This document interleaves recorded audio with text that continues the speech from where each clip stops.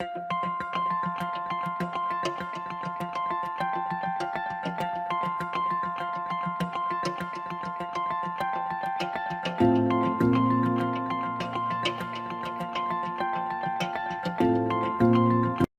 इस सोच के साथ बड़े होते हैं कि मौत एक ना एक दिन आनी है और यही सच्चाई है। साथ ही साथ ये सोचते हैं कि हम अपने पीछे क्या छोड़ के जाएंगे और हमारा अगला जहान कैसा होगा। साइंस और मेडिसिन के शोबे में तरक्की के साथ साथ इंसानी ज़िंदगी का दौरानिया बढ़ता जा रहा है।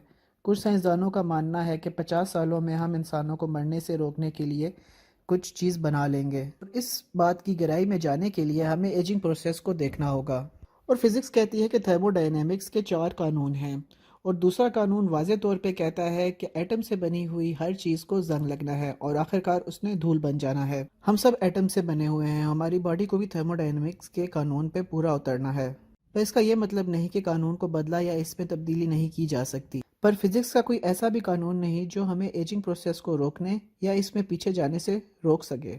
जैसे जैसे हमारी उम्र ज़्यादा होती जाती है, हमारी बॉडी के सेल्स हमें दगा देना शुरू कर देते हैं। अगर किसी तरह से साइंटिस्ट ऐसा जरिया ढूंढ लें कि जो नुकसान वक्त के साथ हमारे सेल्स को होता है रोक लिया जाए, तो हमेशा की ज़िंदगी पॉसिबल है। इसके लिए हमें अपने बॉडी को सेलुलर लेवल पर देखना पड़ेगा। किसी भी सेल को हमेशा जवान रखने के लिए उसमें यह एबिलिटी होनी चाहिए कि वक्त के साथ जो भी उसमें खराबियाँ या मसले पेश आ रहे हैं वो उसको खुद से रिपेयर कर सके, अपनी एनर्जी की मिकदार को तवाज़न में रखे और वक्त पर अपने वेस्ट को डिस्चार्ज करे, साथ ही साथ दूसरे सेल्स के साथ भी अटैच रहे। वाल्टर लोंगो नाम के एक साइंटिस्ट ने ब्रेड और बन बनाने वाले ईस्ट पे एक्सपेरिमेंट किया। ईस्ट के डीएनए में से 2 खास किस्म के सेल्स निकाल दिए, जिससे ईस्ट की लाइफ स्पैन तकरीबन 10 हफ्तों तक हो गया, जो कि पहले सिर्फ 6 दिन था। फिर उसने ये एक्सपेरिमेंट चूहों पे किया। डीएनए में से सेम 2 सेल्स निकालने पे चूहों की ज़िंदगी डबल हो गई।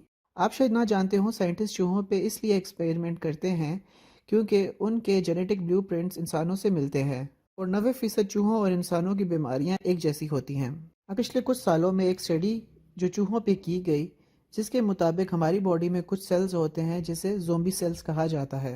हमारी बॉडी में एक प्रोसेस होता है जिसे माइटोसिस कहते हैं, जिसमें हमारे सेल्स अपना पूरा डीएनए कॉपी कर लेते हैं और फिर 2 सेल्स में तकसीम हो जाते हैं। इन सेल्स का डिवाइड होना लाजमी होता है हमारी बॉडी के जीने के लिए, जबकि ज़ोंबी सेल्स ना तो डिवाइड होते हैं ना ही मरते हैं। को डिस्कवर करने वाले साइंटिस्ट का नाम जैन वेंडरसन है।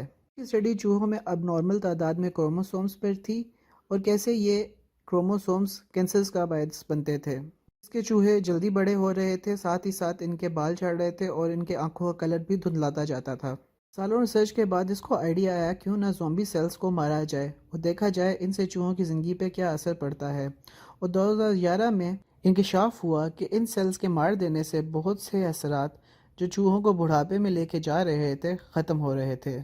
जहाँ कुछ साइंटिस्ट उम्र बढ़ाने के बारे में सोच रहे हैं, वहाँ कुछ साइंटिस्ट ऑप्टिमिस्ट भी हैं और उनका कहना है कि हमें उम्र बढ़ाने के लिए अपने जीन्स में बहुत ज़्यादा तब्दीलियाँ करनी पड़ेंगी, जिसमें सालों या सदियाँ लग सकती हैं।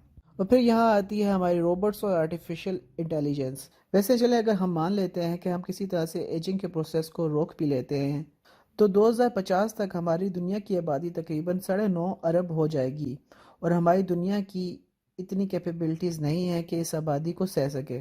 और हमेशा की ज़िंदगी किसको मिलेगी ये कौन डिसाइड करेगा। उम्मीद करता हूँ आपको आज की वीडियो पसंद आई होगी। मज़ीद इन्फॉर्मेशन वाली वीडियोस देखने के लिए हमारे यूट्यूब चैनल को सब्सक्राइब करें। शुक्रिया। अल्लाह हाफ़िज़।